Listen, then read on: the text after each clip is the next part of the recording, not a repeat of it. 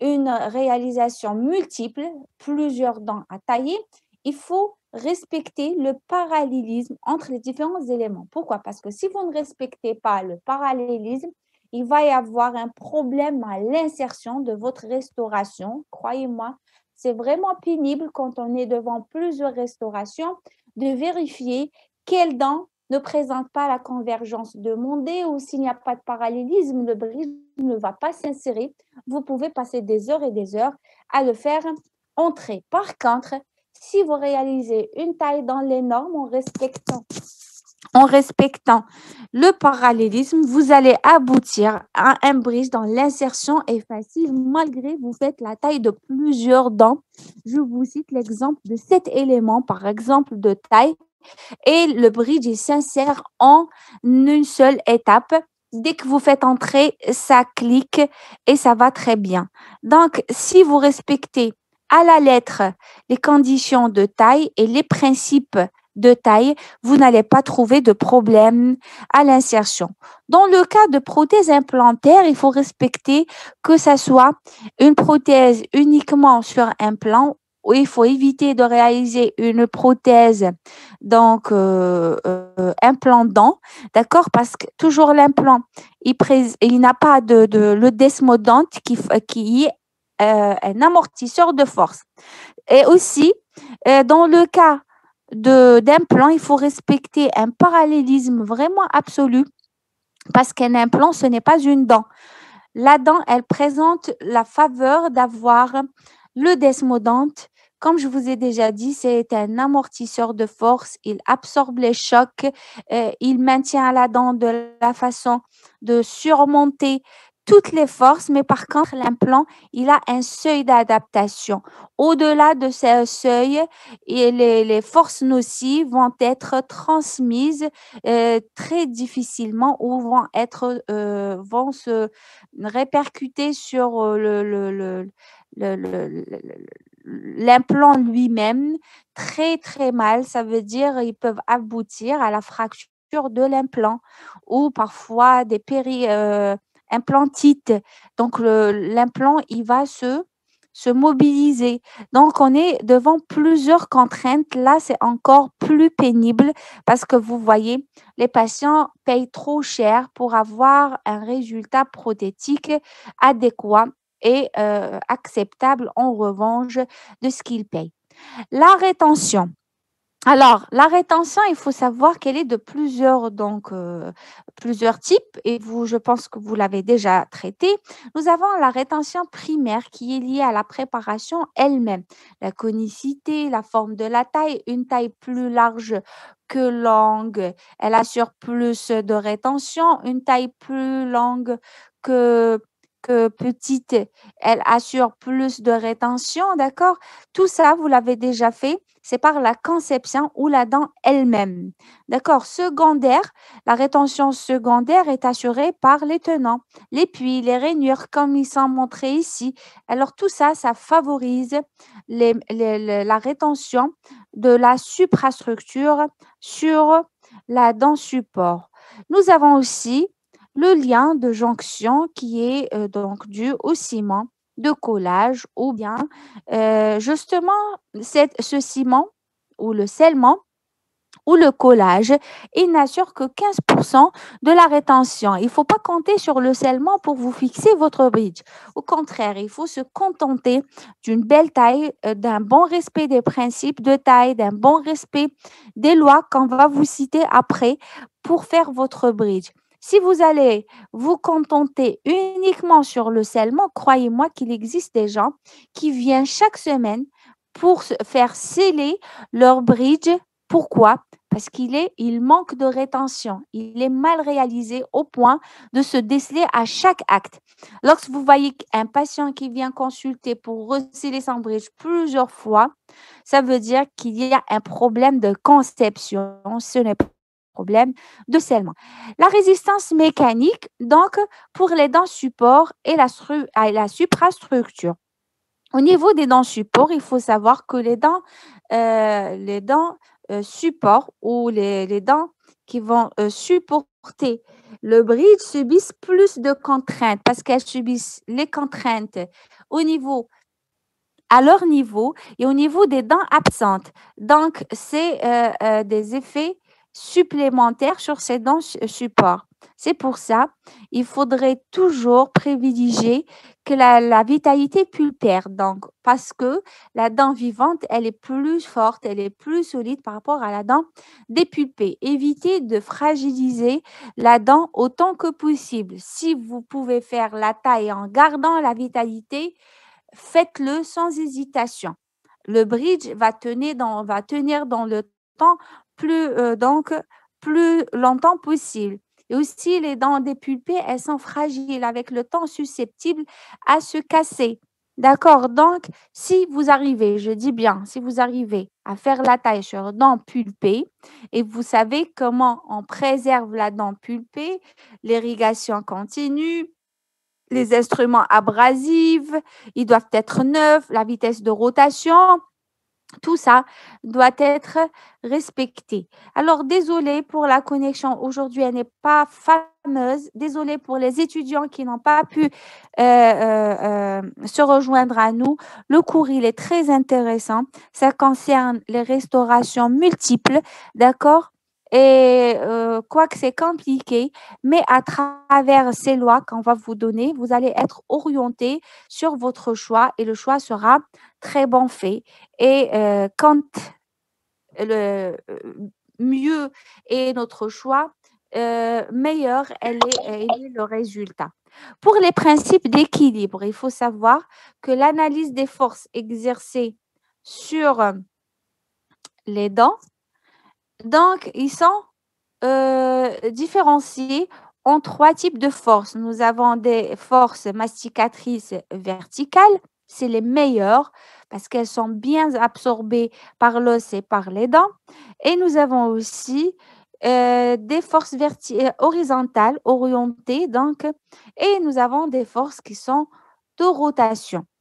Alors, ces forces sont transmises aux dents piliers et elles peuvent être très nocives comme elles peuvent être privilégiées.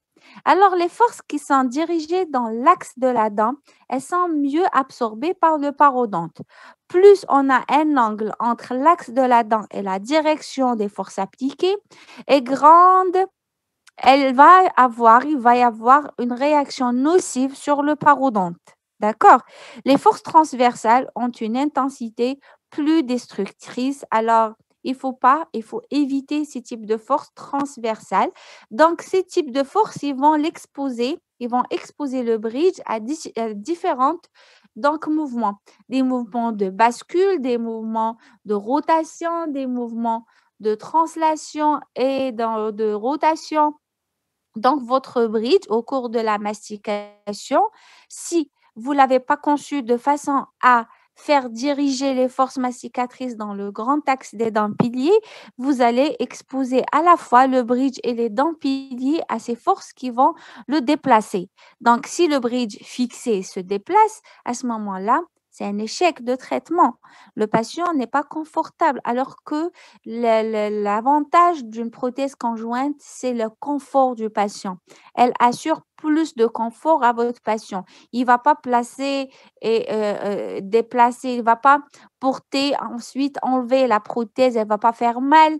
Et si elle est bien réalisée, il ne va pas avoir d'inflammation, la limite cervicale, elle est bien respectée, tout est en place. Le patient sera très bien, donc il se sent bien avec sa prothèse. Par contre, si vous réalisez une prothèse conjointe qui est mal faite, le patient il va détester cette prothèse. Il peut aller jusqu'à l'extraction des dents restantes. Il vous dit que j'ai porté déjà une prothèse et j'ai eu beaucoup de problèmes, alors je ne veux pas refaire une prothèse conjointe. Mais le confort, en principe, il est assuré pour une prothèse conjointe. D'accord? Moi, je le dis toujours pour les femmes, je leur dis, portez mieux une prothèse conjointe parce que vous n'avez pas à porter et à enlever, à retirer dans des occasions. La nuit, vous dormez avec, vous souriez avec, vous êtes tout le temps avec votre prothèse. Elles sont plus à l'aise. Alors, je reviens sur les lois qui vont nous permettre de décider du nombre des dents qu'on va choisir comme pilier. Ce n'est pas aléatoire notre choix, ce n'est pas n'importe comment. Le patient vient vous voir, il a des dents absentes, vous allez prendre les dents bordant l'édentement et voilà, j'ai fait mon bridge. Non, pas du tout. Nous avons beaucoup de lois qui dirigent justement ce choix. Alors, nous avons la première loi. Vous devez les retenir, ces lois. Vous aurez des questions sur ces lois. Je répète. Donc, la loi de Billiard, qu'est-ce qu'elle dit? L'augmentation du nombre de points d'appui non alignés améliore les conditions d'équilibre en limitant le nombre d'axes de rotation. Que veut dire ce qu'a dit Billiard? Alors, Billiard, il a dit que plus vous prenez des dents qui ne sont pas alignées, une prémolaire, une canine et une centrale, mieux est l'équilibre de votre prothèse, meilleure elle est la rétention. La prothèse conjointe ou le bridge que vous allez réaliser ne va pas se mobiliser si vous prenez des dents qui ne sont pas donc alignées et ces dents font partie de plusieurs donc plans. D'accord? Alors, pour la loi de Roy, qu'est-ce qu'il dit aussi, Roy? Il a divisé l'arcade en 5 plans. Un plan incisif, 2 plans canins et 2 plans prémolo-molaires. Un plan incisif, 2 plans canins et un plan prémolo-molaire. Alors, pour immobiliser les dents piliers, pour que les dents piliers ne sont pas sollicitées, il faut assurer leur neutralisation, c'est-à-dire qu'elles soient bien stables, bien équilibrées, en utilisant des piliers choisis dans différents plans. Alors, si vous faites un bridge prémolaire canine latéral, d'accord, il va être immobilisé parce qu'il contient des dents qui appartiennent à plusieurs plans. Si vous faites un bridge central latéral, à ce moment-là, vous allez avoir un seul plan. Le bridge, il est plus exposé à la mobilisation et de ce fait, même les dents piliers, pareil. La loi de Sardin, qu'est-ce qu'elle dit? Une courbure prononcée. Ça parle généralement d'un édentement antérieur. Détermine un moment de renversement. Donc, bien sûr, quand vous mastiquez sur ou vous incisez avec les incisives, le bridge va se renverser, il tend à se déplacer, à s'enlever. Il faudrait assurer son équilibre par l'utilisation d'appuis supplémentaires. Là, je vous explique ce qu'a dit Sardin par ces 2 photos. Alors, nous avons là absence des incisifs. Alors, le bridge qui va être réalisé, normalement, c'est de canine à canine. Mais Sardin, il a dit que nous devons prendre des appuis supplémentaires pour réduire le moment de renversement. Qu'est-ce qu'on fait? On doit inclure les prémolaires, d'accord? Là, on va en principe rajouter première prémolaire à droite et à gauche pour réaliser un bridge de prémolaire à prémolaire, c'est-à-dire les canines ne suffisent pas. Donc là, lorsqu'on a les 4 dents absentes, regardez, il faut réaliser un bridge plus étendu, voilà, pour diminuer le moment de renversement. La loi de Duchange. Duchange, il a fait une loi se basant sur les coefficients de mastication.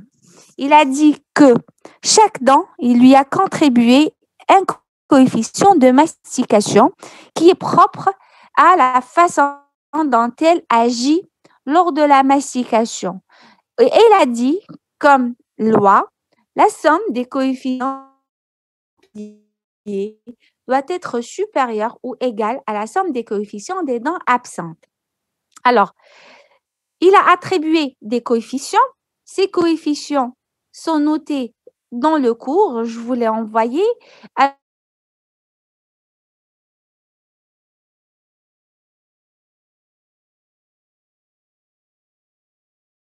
5 pour la dent de sagesse en fonction de sa forme.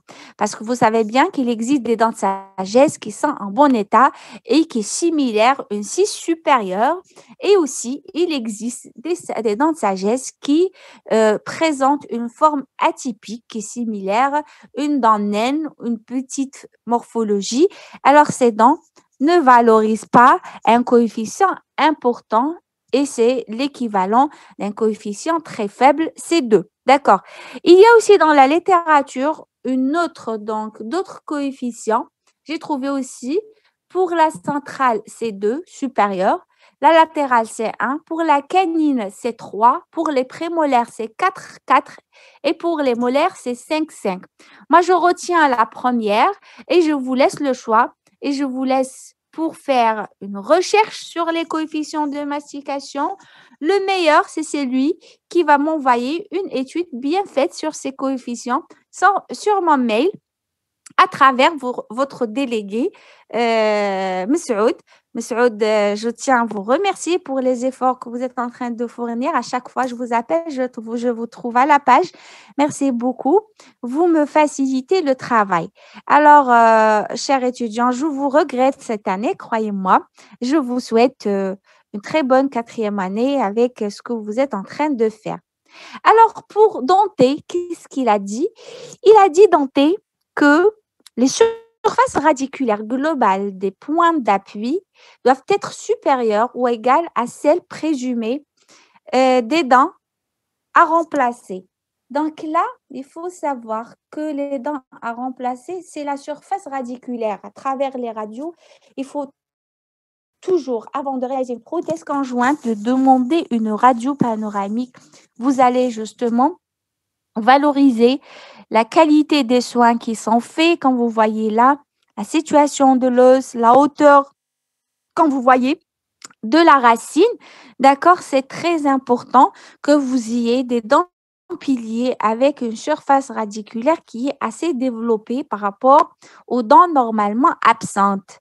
D'accord, si vous avez des dents piliers avec une radio qui démontre que la surface radiculaire, elle est réduite à ce moment-là, il faut toujours prendre une bonne décision avant la conception prothétique parce que vous allez avoir des surprises lors de la réalisation. Alors là, avant de terminer, je vous cite juste un petit exemple. Un petit exemple, j'ai fait une prothèse conjointe unitaire pour une parente à moi. Et là, elle était traitée, cette dent, depuis longtemps. Alors, malgré que j'ai fait une radio rétro et j'ai vu qu'il y avait une petite action très minime au niveau de la racine, j'ai demandé à la patiente depuis quand vous avez fait ce soin.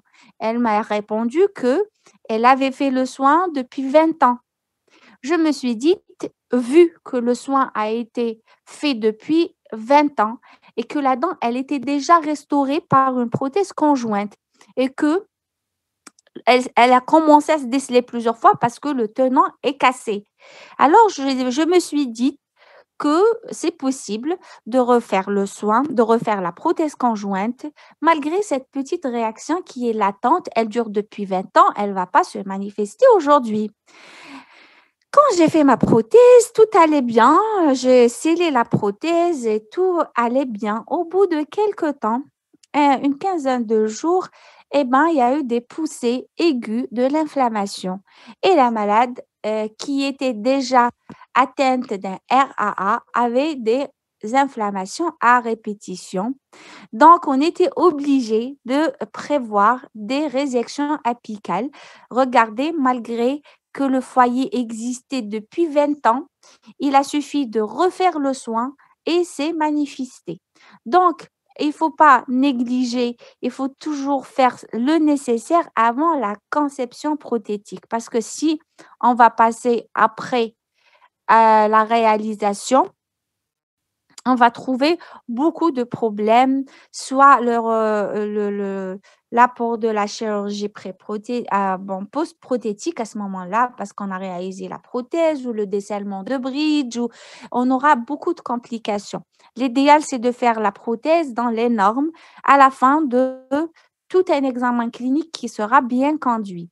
Alors, une chose qui est très importante, comme je vous ai déjà dit, c'est la radiographie. Elle est de rigueur. Alors, à travers la radio, nous allons voir la présence de dents incluses, comme c'est montré là, et le rapport couronne-racine. L'idéal, c'est d'avoir 2 tiers, 3 tiers, c'est-à-dire 2 tiers au niveau de la racine et le tiers coronaire. Donc, c'est l'idéal. Si vous avez un rapport égal, c'est la limite. Donc, la couronne autant longue que la racine. Si vous avez une hauteur inversée ou un rapport inversé, ça veut dire la couronne, elle est plus réduite que la racine. Au contraire, la racine, elle est plus réduite que la couronne. Évitez de prendre cette dent comme pilier parce que il va y avoir un moment de renversement. Donc, impossible de compter sur cette dent uniquement. Il faut renforcer par d'autres dents piliers plus solides. D'accord? Donc, il faut être vigilant. Ne commencez pas le traitement parce que la taille, c'est simple. La prise d'empreinte, toutes les séquences prothétiques, c'est simple. Mais c'est le diagnostic et l'examen clinique qui est important. C'est un bon diagnostic et aussi, il faut savoir que un bon diagnostic, une bonne réalisation aussi à la fin, mais le diagnostic, il est toujours important à réaliser. Je vous ai dit que devant une prothèse partielle, nous avons plusieurs plans de traitement. Vous pouvez être face à la réalisation d'une prothèse partielle à châssis métallique ou parfois c'est la décision du patient. Vous pouvez faire des implants. Maintenant, les cas les plus difficiles sont rendus faciles avec l'apport des implants. Alors, je continue. Les principes biologiques, il faut respecter la taille. Là, c'est le rôle du prothésiste, bien sûr, avec les conseils du praticien, la réalisation, le respect de contours, le respect des bombées, le respect de la face occlusale, les points de contact doivent être rétablis avec finesse. Tout ça rentre dans le but de préserver le parodonte. La classification dépend, ça c'est le corps du sujet. Bien sûr, les lois, ils sont très importants, très intéressants pour vous orienter. Et là, il faut savoir qu'il existe les pans fixés, réellement fixés, dont on est en train de parler. Ils sont constitués de connexions, d'un ancrage et de travées. Ils sont de plusieurs types. Nous avons, en l'occurrence, les pans longue portée, les pans moyen portée et les pans polygonaux. Pour les bridges collés, ce sont des bridges qui sont unitaires. Alors, ces bridges visent à remplacer une seule dent, qu'elle soit antérieure. Ces bridges, je les cite à titre uniquement dans la littérature littéraire, il n'est plus indiqué, plus utilisé de nos jours parce que le rendement esthétique, il est bien, mais mécanique, il est très faible. Donc, lorsque le patient commence à manger dessus, il va se déceler facilement. Alors, ces types de prothèses sont délaissés. On utilise à la place les implants. Un implant unitaire, c'est plus intéressant. C'est une prothèse d'avenir, d'accord? Là, je vous le cite uniquement, c'est bien de le savoir. Selon l'importance de l'édentement, comme je vous ai dit, nous avons les pans de courte portée, simple encastrement, c'est les bridges collés, unitaires. Double encastrement, ils ont deux piliers et une travée, d'accord? Soit ils sont rectilignes, soit ils sont curvilignes, c'est-à-dire soit ils sont droits ou ils sont inclinés lorsqu'ils sont sur le côté. Nous avons les ponts de moyenne portée qui remplacent deux dents, soit elles sont continues, l'une à côté de l'autre, par exemple, lorsqu'on remplace les deux prémolaires supérieurs ou les deux prémolaires inférieurs, donc c'est l'une à côté ou contiguë, donc c'est-à-dire une présente et une absente. Vous remplacez, par exemple, une prémolaire, la 5, elle est absente, et la 6, elle est présente. Donc, c'est une dent présente, une dent absente. Et nous avons les pans polygonaux. Donc, c'est des pans presque totaux, multiples. Les pans amovibles, c'est la deuxième classe des pans. Ce sont des systèmes qui n'utilisent comme procédé de rétention que les faces de friction. Là, ça inclut les attachements. Il s'agit d'une prothèse hétérogène. Elle est mixte. Dans la partie conjointe, elle est scellée aux dents piliers. La partie adjointe, elle est reliée par un attachement. C'est les attachements.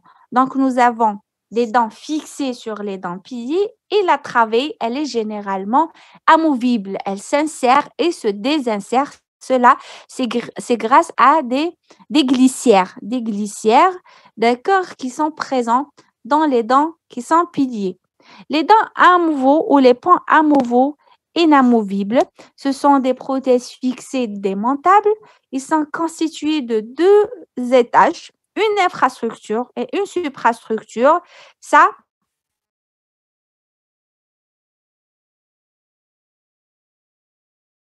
la structure. Et là, le stélite, il va être placé sur des infrastructures sans crochet. D'accord? Ça, c'est un système télescopique. Vous voyez le système, à quoi il ressemble? Donc, les dents qui sont restantes vont être coiffées avec un système donc télescopique solidaire de l'ancrage dentaire ou de l'implant avec une préparation coronaire. Donc, vous allez faire une préparation ordinaire. La suprastructure ou la partie qu'on appelle télescopante, c'est là. Donc, je vais vous la montrer avec le curseur. Voilà. Regardez, c'est là, là et là sur la prémolaire. Ils ont une partie morphologique occlusale. Donc là, c'est le moignon. Regardez, il est scellé à la dent, pilier. Et là, c'est la suprastructure ou la partie télescopante. Elle est démontable, d'accord? Elle n'est pas scellée. Ces types de prothèses sont moins utilisés, mais c'est une solution prothétique. Donc, tout restera en fonction, ou la décision finale, elle est prise en fonction du prothésiste, enfin de praticien et de l'avis de votre patient, les exigences, d'accord? Qu'est-ce qu'il veut votre patient le premier jour où il vient vous consulter? Il y a des patients qui vous disent que je ne veux pas avoir une prothèse conjointe du tout. Il y a d'autres qui vous disent que malgré l'édentement qui est plus ou moins important, je veux une prothèse qu'elle soit fixée et conjointe. Et que vous savez très bien qu'aujourd'hui, c'est pas comme auparavant. On dit qu'on ne peut pas réaliser une prothèse conjointe. Aujourd'hui, tout est possible avec un édentement total. On peut réaliser un bridge, un plantoporté total et tout ira bien et le patient sera très bien satisfait. Donc, avec le développement, on peut réaliser ce type de prothèse et l'implant. Aujourd'hui, c'est une grande solution pour les différents exigences et les différents cas qui viennent consulter. Nous, à travers les cours, nous vous donnons le basique du basique et comptez sur vous pour terminer la recherche et pour accéder à l'évolution. Et il ne faut pas laisser les choses donc évoluer. Celui qui n'évolue pas régresse. Avec la recherche Internet, il met tout à notre disponibilité. Vous pouvez apprendre la technique, vous pouvez vous rejoindre avec des formations de haut niveau pour placer des implants, pour appareiller les patients les plus difficiles aujourd'hui, comme on a déjà vu dans les cours de gériatrie. Rien n'est impossible, même la vieillesse devant les patients les plus âgés. La contre-indication de l'implant, elle est réservée juste aux contre-indications de la chirurgie. Mais autre type de patients, les patients âgés ne figurent pas parmi les contre-indications de la pose des implants. Donc, à travers ce cours, je pense que j'ai pu répondre aux questions que vous pouvez avoir dans la tête, les types de conception, les lois à travers lesquelles vous pouvez vous aider à faire un bon choix des dents piliers. Malheureusement, je n'ai pas eu assez de temps pour vous exposer les cas que j'ai fait sur les bridges fixés, pas mal de cas avec un succès quand on respecte le savoir, les connaissances, on facilite la tâche pour nous, pour le praticien de laboratoire et on effectue un bon travail pour les malades. Contente d'être avec vous. Si vous avez des questions, N'hésitez pas à les poser. Je lis les commentaires au fur et à mesure. D'accord? Si vous n'avez pas, dites-moi merci et je vous dis au revoir. On se trouve prochainement dans les TP